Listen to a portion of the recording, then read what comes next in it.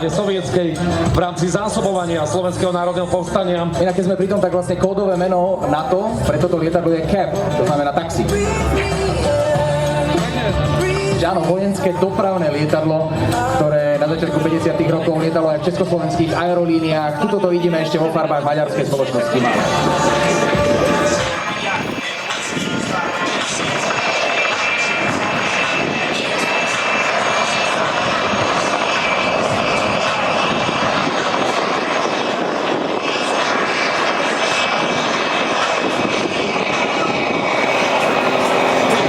Hviezd festivalu letectva Piešťany hneď na úvod tohto nabitého programu.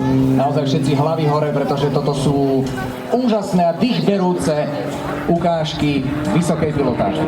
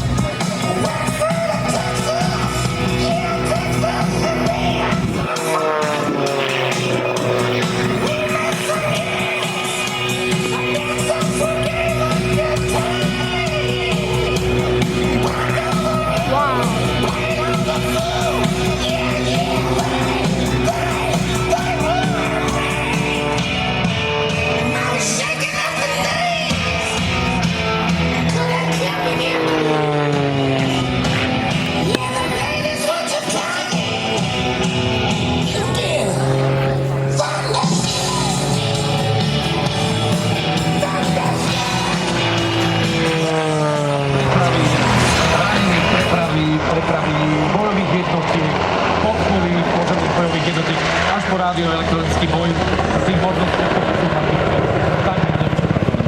Ak máme niečo vypichnúť, tak dva špeciálne upravené. Vrtulník Black Hawk sme mohli už vidieť aj v letovej ukážke.